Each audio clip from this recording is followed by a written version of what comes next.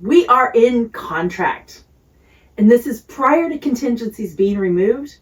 And still, we are in business. This is exciting, isn't it? Just do me a favor and don't get too excited yet. We still have to go through the contingency time frame. And during this time, the buyers will have their appraisal, they'll secure their loan, they'll have their inspections of the property, they'll review all the reports and all of the disclosures. And this typically takes anywhere between 7 and 17 days. That's depending on what was initially agreed to in the contract to purchase the house. In some cases, when we're dealing with a very desirable home that has multiple offers, we can negotiate shorter time frames.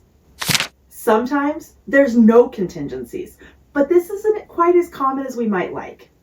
During the contingency period, the buyer can back out of the purchase of the home if they're not happy with what they discover in any of the reports, the disclosures, or the inspections that they have done. Now, once they've reviewed the reports, the inspections, and the disclosures, is typically when the buyer is going to ask for repairs or possibly credits for things that they found during the inspections. Now, as mentioned before, they also have the option of backing out of the whole deal if they choose to, or if we cannot come to a mutual agreement between the buyer and the seller about repairs or credits or changing the price. Also, if they're not able to qualify for the loan or the home does not appraise, and we again cannot come to a mutually agreed upon price with regards to the appraisal, the buyer can back out. Now you need to understand, if the home does not appraise for the contractual amount, the lender will only loan on the appraised value. They take into consideration what the buyer can actually qualify for as well. Now, what does this mean? If you have a house and you've sold it for $1,200,000 and the appraisal comes in at $1 million, the lender will not loan more than a particular percentage based on the type of the loan. Now, if the house does not appraise, we do have a few options. The buyer can bring more money for their down payment to make up that differential.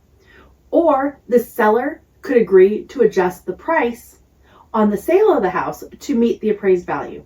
Or the buyer and the seller can split the difference and get to the final price that way. Regardless, with all of these contingencies, until they are removed, the buyer can back out and the seller cannot retain their deposit. If the buyer, however, removed their appraisal contingency during the original negotiations, then they do not have the ability to renegotiate after the appraisal, even if there is an appraisal problem and the house does not appraise for the purchase price. This is why it's essential to hire an agent like myself and my team who knows how to properly vet buyers and the offers. Person who asks the right questions and has the right conversations with the agent and with their lender. The buyer's deposit is only at risk if they officially remove all of their contingencies. So I always advise clients not to start packing their bags until all of the contingencies are removed. Also, be sure that the contingencies are removed as soon as possible within the contractual guidelines as much as you can.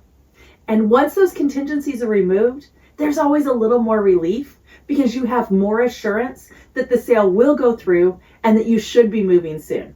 So watch below to see what's next and what to expect. And please feel free to personally reach out to me or to my team so we can get more details about you, find out what your needs are, and help serve you.